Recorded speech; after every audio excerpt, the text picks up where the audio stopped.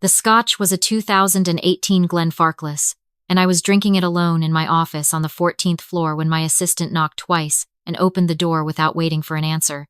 That was how I knew something was wrong. Priya always waited. "There are two people downstairs," she said carefully. "They say they're your parents." I set the glass down on the desk. Outside the floor-to-ceiling windows, downtown Calgary was lit up against a February sky that had already gone dark at 4 in the afternoon. I looked at the skyline for a long moment before I turned back to her. "Tell them I'll be down in 10 minutes, I said. "Put them in the small boardroom, not the main one." Priya nodded and left without asking questions. That was the other reason I'd kept her for 4 years. I didn't rush. I finished the last of the scotch.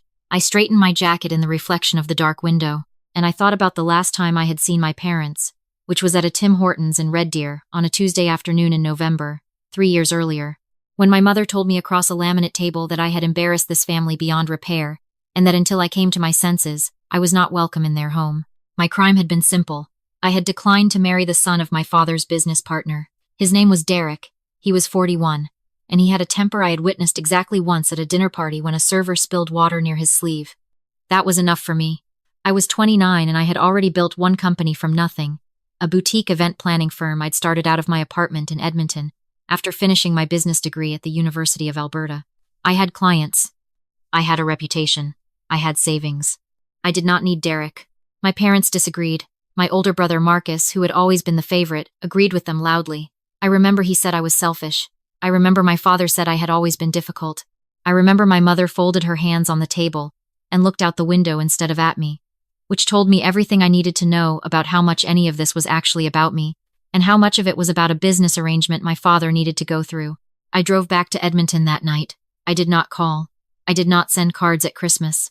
I changed my phone number 6 months later, not out of spite, but because I moved, and I simply didn't pass the new one along. It was easier that way, cleaner. In those 3 years, I sold my event planning company for a number that surprised even me, completed a second business degree at the Haskayne School of Business, and used the proceeds to buy into a small commercial real estate partnership that had been undervalued and undermanaged. Within 18 months, I had restructured it entirely. We rebranded. We took on 2 new properties in Calgary's Beltline district and 1 mixed-use development in Canmore. I moved to Calgary. I took the office on the 14th floor. I hired Priya. My name was on the glass door of that office. It said Elaine Chaudhary, Director of Acquisitions. That still made me pause sometimes when I came in on Monday mornings. I took the elevator down. My father was standing when I walked into the boardroom, the way he always stood when he was performing confidence. My mother was seated, her coat still on, her handbag on the table in front of her like a shield. She had aged. They both had. My father's hair was fully gray now, and he had lost weight in a way that didn't look healthy. My mother looked tired in a way that went deeper than sleep. Neither of them hugged me. "Elaine," my father said. "How did you find me?" I asked. I sat down across the table from them and folded my hands the way my mother had once folded hers. My father glanced at my mother. "We ran into Deepa's mother at the Mandir in Red Deer. She mentioned you'd gone into real estate in Calgary. It wasn't difficult after that. Your name is on the company website." I made a note to speak with Priya about the front desk protocol. Then I looked at my father and waited. He had clearly rehearsed something, because he began a version of it, something about family, about how time had passed, about how they thought about me often. My mother added small sounds of agreement at intervals. I let him finish. I had learned, in the years of building companies and negotiating leases and sitting across from people who wanted things from me, that silence after a prepared speech does more work than any response. When he stopped talking, I said, "What do you need?" My father straightened. "That's a cold way to greet your parents after 3 years. "It's an efficient one," I said. "You didn't come to Calgary in February to catch up." My mother's hands tightened on her handbag. My father looked at the table briefly, and then looked back up. "It's your brother," he said. Of course it was. Marcus was 36. He had worked in my father's hardware distribution business since dropping out of SAIT in his 2nd year, and for most of my childhood that had been treated as a mark of loyalty rather than a failure. He was the one who stayed. He was the one who understood the real value of family. I was the one who left, who studied, who built things that had nothing to do with my father's business, and therefore didn't count. The story my father told me now had the shape of a slow disaster. The hardware business had been struggling for years before the pandemic, and had not recovered. My father had taken out a business loan from TD in 2021 to try to stabilize it $340,000, using the family home in Red Deer as collateral. Marcus had co-signed. The business had continued to decline, and had formally closed 8 months ago. My father's plan had been to sell the house, pay off the loan, and use the remaining equity to help him and my mother transition into retirement.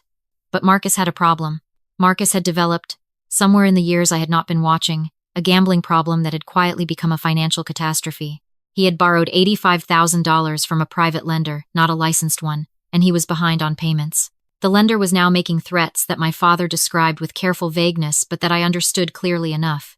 So the house equity won't be enough to cover both the TD loan and Marcus's situation, I said. There's a gap, my father said. How much? He told me. It was $67,000. I looked at my mother. She was looking at her hands. You came to ask me for $67,000, I said.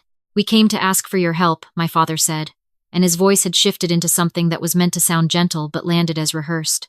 You're doing well, Elaine. Anyone can see that. And family. Family, I said, takes care of each other. I thought about a Tim Hortons in Red Deer. I thought about a laminate table. I thought about my mother looking out the window. I'd like a day to think about it, I said. Where are you staying? They were at the Sandman on the edge of downtown, which surprised me a little. I had expected them to assume they would stay with me. That they hadn't suggested the situation was worse than my father was admitting, or that my mother had insisted on some remaining shred of dignity. I walked them to the elevator and said I would call tomorrow. I went back up to my office and poured another 2 fingers of Glenfarclas and called my Aunt Sheila. My father's younger sister and I had always had a relationship that existed quietly, outside the rest of the family structure. She was the one who had driven 2 hours to Edmonton to take me for dinner the week after the Tim Hortons conversation. She was the one who had texted me on my birthday every year without fail, and whom I had texted back, and neither of us had mentioned my parents. She had worked in banking for 23 years, and now consulted on SME financing for a firm in Mississauga. Tell me about Marcus's lender, she said, when I had laid out the situation. Dad called it a private arrangement. He was vague about the details. That's because he's embarrassed, she said, or because Marcus told him not to get into it. Either way, a private lender in that kind of situation, in Alberta, if the interest rate is over the criminal usury limit, there are things you can do. She paused. But that's not actually what you're calling about. No, I said. You're calling because you want to know if you should help them. I'm calling because I want to know if there's a smarter way to help them than writing a check. She was quiet for a moment. Then she said, send me whatever documentation you can get on the TD loan and Marcus's situation. Let me look at the numbers tonight. Call me tomorrow morning before you call your father. I spent the next 2 hours doing exactly what Sheila had asked me to do, without my father's knowledge, through 2 people I knew in the Red Deer legal and financial community who owed me professional courtesies. By midnight, I had a fairly complete picture. The TD loan had a payout figure of $312,000 remaining. The Red Deer house had been assessed at $418,000 in the most recent municipal assessment. With a sale, there would be roughly $106,000 in equity after the bank loan. Assuming reasonable market value, the market in Red Deer had held reasonably steady. That was enough for my parents to manage retirement if handled carefully. Marcus's debt was the problem. The private lender, I discovered, was not actually a loan shark in the dramatic sense. He was a semi-retired businessman in Lacombe, who made high-interest private loans on the side, registered through a numbered Alberta company. The loan documents, which Sheila reviewed at 6 the next morning, were legal but predatory. The interest rate was 38% annually, which was below the criminal code threshold but devastating in practical terms. The outstanding balance with accrued interest was $91,000, not $85,000. My father either didn't know about the accrued interest or had chosen not to mention it. Here's the thing, Sheila said. That numbered company, he's registered as a private creditor, which means his debt instruments are assignable, which means someone else can buy the debt. At what price? If you approach him correctly, probably 60 to 65 cents on the dollar. He'd rather have cash now than chase a debtor who has no assets. Marcus has no assets. The man knows he's not going to see full repayment. I looked out at Calgary in early morning light. The Bow River was a flat gray line in the distance. So I buy the debt, I said. You buy the debt, Sheila confirmed, which means you become Marcus's creditor, not his sister, not a family member he can guilt or dismiss, his creditor. With a registered legal instrument, and then you decide what you do with it. And the house sells, your parents get their equity, they're fine. Marcus's debt to you gets handled separately, on whatever terms you set. You can garnish wages in Alberta, under the Civil Enforcement Act, once you register the judgment, up to 50% of net earnings.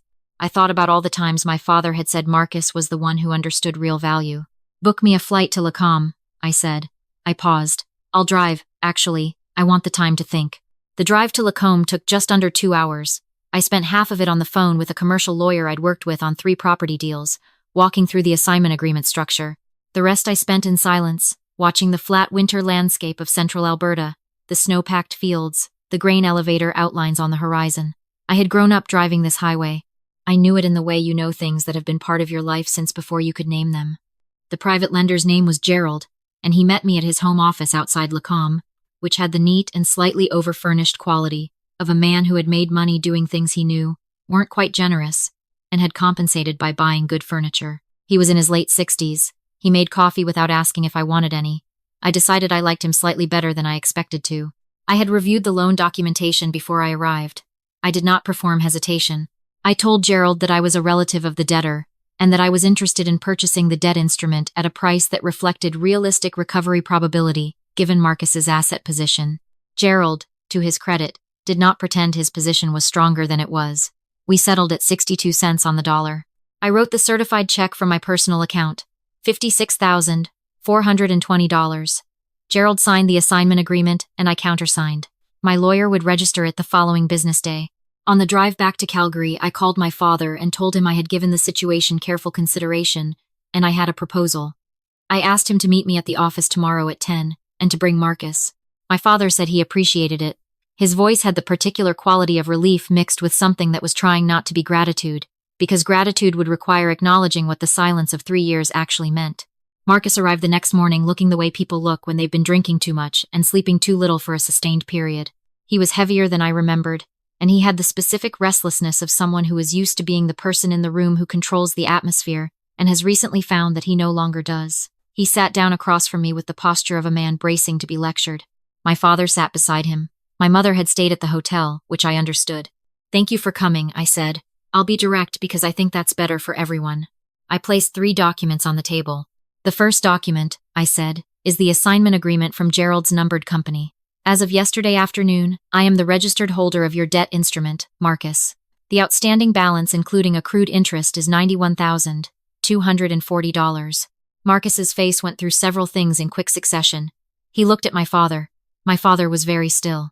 "You what?" Marcus said. "I purchased your debt," I said. "You no longer owe Gerald. You owe me, under the terms of the original instrument, which are now assigned to me." "You can't do that. It was done yesterday." "You're welcome to have a lawyer review the documentation." I waited while he processed this. My father said nothing. "The second document," I said, "is a proposed repayment schedule. I have no interest in charging you 38% interest. That was Gerald's arrangement, not mine. I'm proposing prime plus 2, which as of this week is approximately 7%. Monthly payments based on a 5-year amortization. Automatic withdrawal from whatever bank account you designate, once you're employed." Marcus was staring at me. "And if I don't agree to this? Then I register the judgment and apply for a civil enforcement order. In Alberta, I can garnish up to 50% of your net wages. That process takes time and paperwork, but I have a good lawyer and nothing but time." The room was very quiet. Outside, the building's ventilation system made its low and constant sound. "The third document," I said, and my voice stayed even, the way I had trained it to stay even across many tables and many rooms, "is a letter I'd like you both to read. It's not a legal document. You can do whatever you want with it." I slid it across the table and sat back. The letter was 2 pages. I had written it the night before, alone in my apartment with a glass of water this time and no scotch. It said what I had never said to anyone in my family except Sheila, what the Tim Hortons conversation had actually done, how the 3 years had actually felt, what it meant to build something entirely alone while your family called that aloneness a character flaw. It wasn't dramatic. It didn't ask for an apology. It was just a record. The kind you write for yourself more than for anyone else, but sometimes hand to the people who need to understand it. My father read it. His jaw moved several times. When he finished, he set it down and looked at the table for a long moment. "I know we made mistakes," he said finally. It was not the sentence I had spent 3 years imagining. It was too small for what had happened. But it was also the first genuinely unscripted thing he had said to me since I had walked into that boardroom 2 days ago, and I recognized that for what it was. "I know," I said. Marcus signed the repayment agreement. He didn't say much. As he was leaving, he paused in the doorway and looked at me with an expression I couldn't fully read, part resentment, part something that might have been a stripped-down version of respect, and said, "You turned out harder than I thought you would." "I turned out fine," I said. "My parents listed the Red Deer house in March. It sold in 11 days at $412,000. After the TD payout and closing costs, they cleared $91,000, which Sheila helped them put into a proper retirement structure, a RIF, with a small TFSA buffer for liquid expenses. My father called me when the sale completed.